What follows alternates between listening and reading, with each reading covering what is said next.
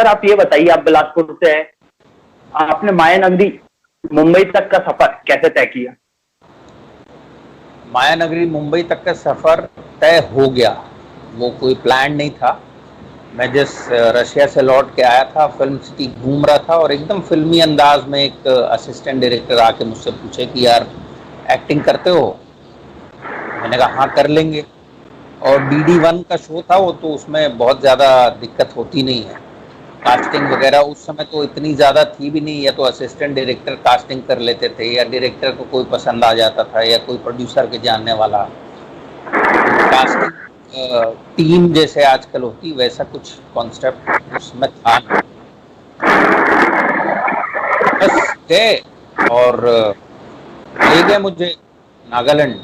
वहाँ शूटिंग शुरू हो गई। मुझे तो कैमरा वैमरा एंगल का ज्ञान था नहीं। जैसे ही वो बोलते थे कैमरा लेफ्ट देखो, तो मैं राइट देखने लगता। फिर बोलते थे भाई ये OS है। तो लंच तक पहले दिन में उनको ये समझ में आ गया कि भाई कुछ तो भी झोल हो गया है, एक कुछ गड़बड़ कास्टिंग हो गई है। Major character in the show, यानी पॉजिटिव नागी का कैरेक्टर था वो। सबसे पास आए, बोले यार एक चीज बताओ, तुमने एक्टिंग की है? किया है और स्कूल में भी किया, रशिया में तो यूनिवर्सिटी लेवल पे किया हुआ। तो बोले कोई कैमरा में समझ नहीं आ रहा कुछ। कैमरा फेस किया है। बोले तुमने मेरी एडी को बोला कि तुमको एक्टिंग आ, सर एक्टिंग में कहीं कमी दिख रही क्या, ये बताओ। हाँ, टेक्निकल नॉलेज मेरा 0 है। अब हम बैठे एक डिस्ट्रिक्ट में जो लास्ट डिस्ट्रिक्ट है, ट्रेन 70 घंटे की जर्नी है वो। उनने फिर मुझे एक असिस्टेंट डायरेक्टर दिया, जिसने मुझे एक दिन तक ये टेक्निकल ट्रेनिंग दी।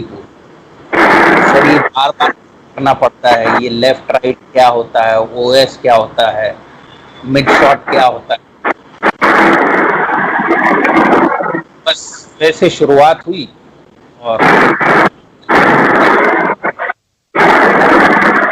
सर जैसे आप काफी सफल एक्टर है, यदि आप एक्टर नहीं होते तो क्या होते फिर? मैं कार्डियक सर्जन होता।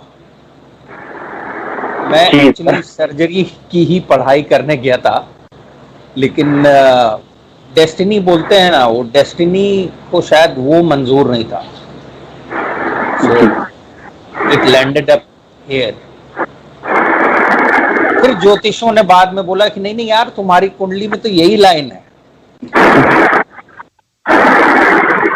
सर मैं एक चीज और पूछ रहा हूँ, आपने मूवी टेलीविजन तो दोनों में काम किया है, क्या फर्क है दोनों जगह? सब दोनों में बहुत फर्क है। टीवी समझ लीजिए एक टारगेट बेस्ड काम होता है। जैसे डेली सोप अगर आप कर रहे हैं तो आपको 22 मिनट की पॉजिटिव फुटेज देनी ही देनी है, जो एक एपिसोड होता है ऑलमोस्ट। वेरेज जब आप थोड़े ठीक बजट की फिल्म कर रहे हैं और अच्छे बजट की में, तो फिर सर एक सीन हो गया तो पार्टी हो जाती कि अरे वाह एक सीन कंप्लीट हो गया। जैसे किक का मुझे इंसिडेंस याद है। किक में सलमान भाई वैसे भी he is like a king, तो आराम से आएंगे, आराम से सब काम होगा, तो वहाँ प्रेशर बहुत कम होता है। लेकिन टेलीविजन में प्रेशर बहुत ज़्यादा है, यानी एक्टर्स पे भी प्रेशर है, डायरेक्टर्स पे भी प्रेशर है, प्रोड्यूसर्स पे भी प्रेशर है, everyone is under pressure. Sir जैसे मैं बोल रहा हूँ, लॉकडाउन के बाद आप किन किन प्रोजेक्टों में नजर आएंगे? जो अभी लॉकडाउन चल रहा है, इंडस्ट्री तो बंद है। लॉकडाउन के बाद एक तो बहुत ही इंटरेस्टिंग शॉर्ट फिल्म है। एक्चुअली वो एक फिल्म बनेगी बाद में फुल लेंथ फीचर।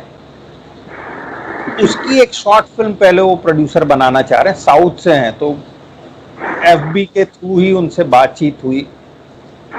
और बड़ा ही इंटरेस्टिंग कैरेक्टर उसमें एक साइकेट्रिस्ट का उनने मुझे दिया है। नॉट एग्जैक्टली दैट पागलों का डॉक्टर जिसको आम भाषा में लोग समझ जाते हैं, ही इज अ साइकेट्रिस्ट, और वो है और एक पेशेंट है। उन दोनों की जर्नी है उस पूरी फिल्म में।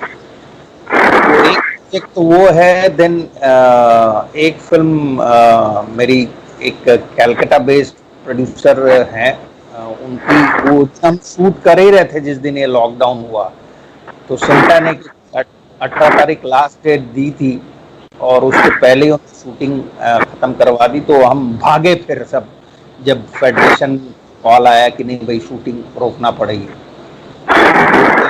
के थे बेचारे प्रोड्यूसर साहब, वो खुद एक्टर भी हैं उस फिल्म में, तो उनको तो हमने भगाया फ्लाइट से रात में ही कि आप निकल जाओ, कहीं फंस जाओगे यहाँ तो गड़बड़ हो जाए। तो लकीली ही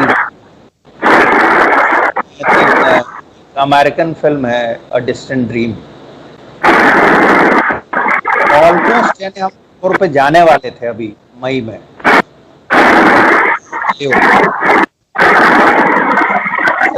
सर मैं आपसे बोल रहा था, आपने रईस मूवी में नवाजुद्दीन सिद्दीकी के साथ काम किया है, क्या एक्सपीरियंस था, कैसा अनुभव था उनके साथ काम करके? सर मेरा और नवाज का बहुत पुराना एसोसिएशन है। मैंने इंडिया में एक ही प्ले किया था, उसका नाम था कंस, और नवाज उसमें कंस भी करते थे और डायरेक्टर भी वही थे। तो जब मैं मुंबई नया नया आया था तो एक इत्तेफाक ऐसा बना कि मेरी एनएसडी वालों से एक उनके पूरे ग्रुप से दोस्ती हो गई, तो उसमें नवाज भी थे। और ये समझ लीजिए कि almost I know him since last 15 years। तो there was nothing new when we met on the set. फर्क सिर्फ इतना था कि वो अपनी जर्नी में आगे थे और मैं अपना रास्ता तय कर रहा था। हम पुरानी बहुत सारी बातें कि वो जो प्ले हम करते थे उसके प्रोड्यूसर से हमारा झगड़ा होता था कि हम बोलते थे यार हम इतनी मेहनत से रिहर्सल करते हैं, तुम एक ही वड़ा पाव देते हो, रिहर्सल का जब ब्रेक होता हमें 2 वड़ा पाव दिया करो तो थोड़ा हमें अच्छा लगेगा। तो प्रोड्यूसर ने बोल दिया भाई करना है तो एक ही वड़ा पाव मिलेगा और नहीं तो बंद कर दो प्ले। कोई दिन हमने सब साथ निकाले हुए थे, तो जब सेट पे मिले तो अच्छा लगा। You know where he has reached। मैं डेस्टिनी को बहुत ज्यादा मानता हूँ। हर आदमी डेस्टिनी लिखी हुई कैसे पहुंचना है। आपसे मिलना लिखा था एफबी के थ्रू, और मैंने कहा आपसे मेरा मिलना लिखा था एफबी के थ्रू। हम एफबी के थ्रू उस दिन मिले जिस दिन वो डेस्टिन्ड था, उससे पहले नहीं मिले। तो अच्छा है, एवरीवन इज डूइंग ग्रेट और सब अपने अपने रास्ते पे चल रहे हैं। सर मैं आपसे बोल रहा था, आपके जो फैन हैं, आपके जो फॉलोअर्स हैं, वो आपको पुलिस कैरेक्टर में ही देखते हैं, पुलिस ऑफिसर ही मानते हैं एक प्रकार से। सर अच्छा पुलिस कैरेक्टर, आप पुलिस मेन का कैरेक्टर ऐसा निभाते हो कि आप एकदम पुलिस अफसर टाइप लगते हो, तो सर इसके बारे में भी बताइए। ये बड़ा मजेदार किस्सा है, मैं आपको बताता हूँ। एक फिल्म मैंने की है, अमेरिकन फिल्म है वो, द अमेरिकन गांधी। तो हमारे यहाँ तो क्या होता है कि कास्टिंग बाद में होती है और फिल्म बनती है या सीरियल बनता है। वहाँ बहुत ही उल्टा प्रोसेस है यूएस में। वो स्क्रिप्ट लेवल पे फिल्म अप्रूव होती डिस्ट्रीब्यूटर से, और मोस्टली डिस्ट्रीब्यूटर्स के सामने ये लोग फेसेस लेके जाते हैं कि these are the actors we want to cast. तो मुझे नहीं पता मेरा रेफरेंस उन लोगों को कहाँ से मिला। उनका नाम जोसेफ मुगरा है, इंडियन है but he is based in America and he is a very good film maker. तो उनका मुझे कॉल आया कि यार हम ऐसे ऐसे यूएस से आ रहे हैं और हम आपसे मिलना चाहते हैं। तो मैंने, आप जानते हैं हमारी लाइन में बहुत फेक गिरी बहुत थी।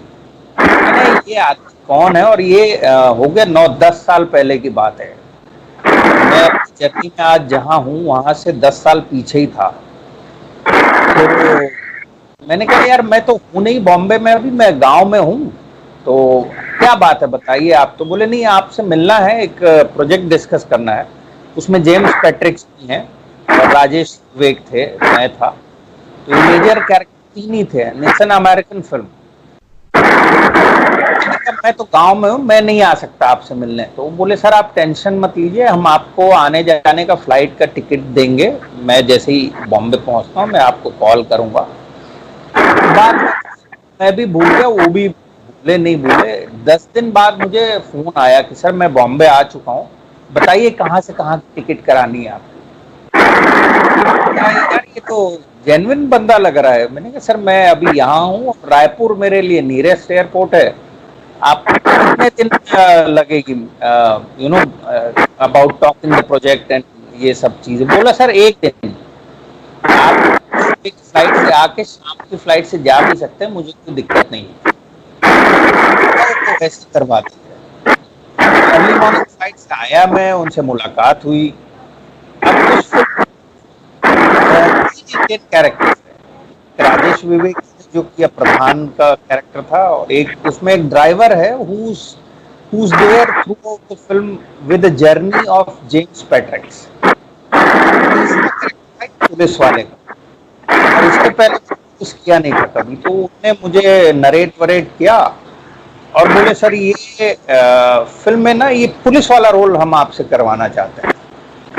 यार मैं नेगेटिव ज्यादा करता हूँ, आप कहाँ मुझे पुलिस के टंटे में फंसा रहे हो, मुझे नहीं करना ये रोल, आप करोगे फॉर 2 hours। ड्राइवर वाला रोल करना चाह रहा था। उन्होंने बोला सर आप ये जो कैरेक्टर है ना पुलिस वाले का ही है, और आप तो वो जो पुलिस वाला लगा मेरे साथ, उसके बाद रिसेंट लास्ट एक फिल्म रिलीज हुई है जिसके राइटर रावल हैं, जो उसके राइटर है, पता नहीं। हाँ ये बात सही कही आपने, लोगों को अच्छा लगता है उसमें, चाहे मैं नेगेटिव कर लूँ, चाहे कॉमिक कर लूँ, चाहे सीरियस कर लूँ, people love me in that police का अटायर, दैट्स रियलिटी। सर मैं आपसे और एक आखिरी सवाल पूछ रहा था, कोरोना को लेके आप कोई संदेश देना चाह रहे हो आपके जो फैन है और जो आपके दर्शक है उनको? ये कोरोना के बारे में तो भाई मैं एक बहुत अच्छा सवाल आपने पूछा। कोरोना इज लाइक घोस्ट, जैसे भूत होता ना, भूत दिखता नहीं है लेकिन भूत का डर होता है, और उससे आपको कैसे बचना है, मैं तो जैसे ही बाहर निकलता हूं तो मैं ये मान के चलता हूं कि हर आदमी मेरे अलावा इन्फेक्टेड है। इतना प्रिकॉशन लेके आपको चलना पड़ेगा, बिकॉज आपको पता होगा इंडिया में 85% केसेस एसिम्प्टोमेटिक हैं, यानी ऐसे लोग कैरियर्स हैं उसके जिनमें कोरोना का कोई सिम्टम नहीं है, क्योंकि शायद हमारी रेजिस्टेंस ज्यादा अच्छी है, लेकिन इसको हल्के में नहीं लेना चाहिए फॉर श्योर। और एक चीज और मैं ऐड करना चाहूँगा अपने तरफ से, ये लॉकडाउन के कारण जो नुकसान हुआ है, बहुत सारे लोग बहुत तकलीफ में हैं, मेरे जानने वाले भी हैं। एक ही आदमी की मदद कर देना तो काफी कुछ सुधर जाएगा। कुछ नहीं कर सकते, खाना खिला दीजिए, डोंट गेट। आपने देखा होगा बीच में 1-2 अनफॉर्चुनेट केस इंडस्ट्री में भी हुए हैं, तो सर खुद का अन्न कोई सोल्यूशन नहीं है। आप ये सब वो लोग ये कर रहे हैं, जैसे एक और का भी केस मैंने देखा, I felt very bad about that girl. वो उसके परिवार पे क्या कहते कि अगर आदमी सिर्फ एक बार ये सोच लेना कि ठीक है मैं तो चला जाऊंगा, उसके बाद मेरी फैमिली, मेरे माँ बाप, मेरे बीवी बच्चे, इनका क्या हो, वो आदमी कब स्टेप उठाएगा, और नहीं करना चाहिए। कोई जिससे आप अपने दिल को बोल सकते हो कि यार एक मुझे परिस्थिति है। सर हमारे साथ जुड़ने के लिए आपका बहुत बहुत धन्यवाद।